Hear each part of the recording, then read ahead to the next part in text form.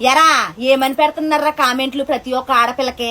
నీ డాన్స్ చూడాలి అంటే నీ సామాన్లు బాగుండాలి, నీ ఓన్ వాయిస్ కంటెంట్ వినాలంటే నీ సామానం బాగుండాలి అని కామెంట్లు పెడుతున్నారు కదా ప్రతి ఒక్క ఆడపిల్లకే. నేను ఆ యాదవులకే చెప్తున్నా, ఒరే మీ అమ్మ అన్నం పెట్టేటప్పుడు, అమ్మ నువ్వు అన్నం పెట్టేటప్పుడు నీ సామాన్లు బాగుండాలి, నీ చెల్లినో నీ ఎక్కనో పిలిచేటప్పుడు నీ సామాన్లు బాగుండాలి, నీ కూతురుని పిలిచేటప్పుడు కూడా నీ సామాన్లు బాగుండాలని మీ ఇంట్లో వాళ్ళు అన్నారే. మీరు బయట వాళ్ళు అన్నారనుకో, ఆ బయట వాళ్ళు వచ్చి నీ పెళ్ళాన్ని, నీ కూతురు, నీ చెల్లిని, నీ అమ్మని అనరేంట్రా? ఏ మాటను పట్టుకుని ట్రోల్ చెయ్యాలో, ఏ మాటను పట్టుకుని ట్రోల్ చేయకూడదు ఈ మాత్రం కూడా తెలియదేంట్రా? ఏటి వెళ్ళిపోతుందిరా మన సమాజం, నాకేం అర్థం కావట్లేదు రే. సామాన్లు బాగుండాలి అన్న మాట ఆడవాళ్ళు మనోభావాలు దెబ్బ తీసేలాగా ఉంది. ప్రతి ఒక్క ఆడపిల్ల కామెంట్ కింద ఖచ్చితంగా ఈ కామెంట్ ఉంటుంది, నీ సామాన్లు బాగుండాలి అంటే అని కింద కామెంట్లు పెడుతున్నారు. ఎంతవరకు ఇది కరెక్ట్ చెప్పండి? చెయ్యండి, ట్రోల్ చేయండి, కాదని నేను అంటలేదు. జనాలు నవ్వుకునేలా కామెంట్ చేయండి, అంతేగాని మన భారతదేశంలో ఆడపిల్లని కించపరిచేలాగా ఈ మాటలు తీసి మీరు ట్రోల్ చేస్తారా? ఇప్పుడు ఒక మగవాడే ఈ వీడియోని ట్రోల్ చేశాడు, కరెక్టే. ఆ మగవాడు ఆడది కనకుండా వచ్చిందా? ఆ మగవాడు సామాన్లు లేని ఆడదాని కొడుకులో నుంచి పుట్టాడా? చెప్పండి.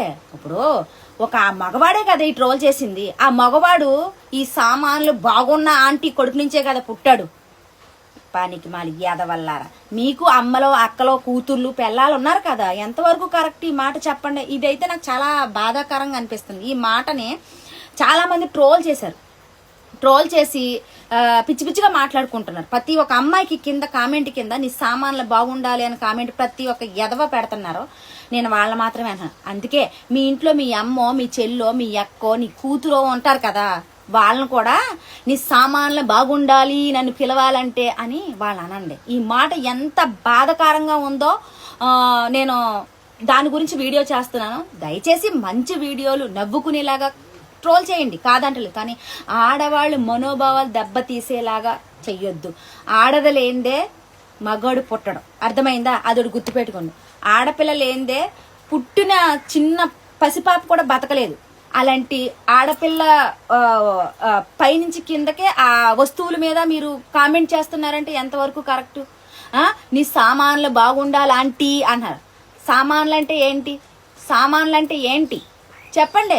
ఆ సామాన్లు బాగుండబట్టే ఈ రోజున నువ్వు పుట్టి పెరిగి ఇప్పుడు అదే ఆడదాని మీద కామెంట్ చేస్తున్నావంటే నువ్వు శబాసురా మగాడా, నువ్వు శబాసు.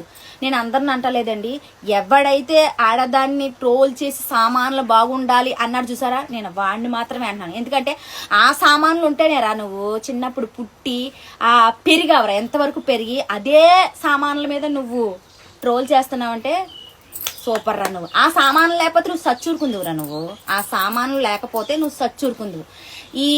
ఇది మట్టికి చాలా బాధగా ఉంది నాకు. ఆడవాళ్ళ మీద ఇలా ట్రోల్ చేసి సామాన్లు బాగుండాలంటే అని ఈ మాట పట్టుకుని ట్రోల్ చేయడం నాకు నచ్చలేదు.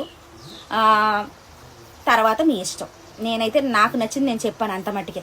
ఆడవాళ్ళని ఎంతవరకు మాట్లాడాలో అంతవరకే మాట్లాడాలి, అర్థమైందా? సామాన్లు అంటే అది చాలా వరకు ఆడవాళ్ళని మనోభావాలు దెబ్బతీసేలాగా ఉన్నాయి. దయచేసి ఈ ట్రోల్ని ఆపేసి ఆడవాళ్ళ మీద కాకుండా వేరే దాని మీద ట్రోల్ చేసి ఫేమస్ అవ్వండి, అదొకటే కోరుకుంటాను. ఈ సమాజం ఏటెళ్ళి సత్తంలో కూడా తెలుపుతలేదు. అక్కడి నుంచే పుడుతున్నారు, దాని మీద కామెంట్ చేస్తున్నారు. అవి తాగే బతుకుతున్నారు, దాని మీదే కామెంట్ చేస్తున్నారు. ఎదవల్లారు, తెలుసుకోండి రా. తెలుసుకుని మనం చేసేది కరెక్టా రైటా రాంగా? మన ఇంట్లో అమ్మ ఉంది, అక్క ఉంది, చెల్లి ఉంది, నా భార్య ఉంది, నా కూతురు ఉంది. నేను ఎవరినో ట్రోల్ చేస్తున్నాను, నేను ఎవరికో కామెంట్ పెడతాను. రేపొద్దున నా అక్కకి, నా చెల్లికి, నా అమ్మకి, నా కూతురికి, నా భార్యకి ఎవడన్నా పెట్టడా అని ఆలోచించి ఈ సమాజాన్ని భ్రష్టు పట్టనివ్వకుండా మంచిగా కాపాడతారని నేను కోరుకుంటున్నాను. యాదవ బతుకులు.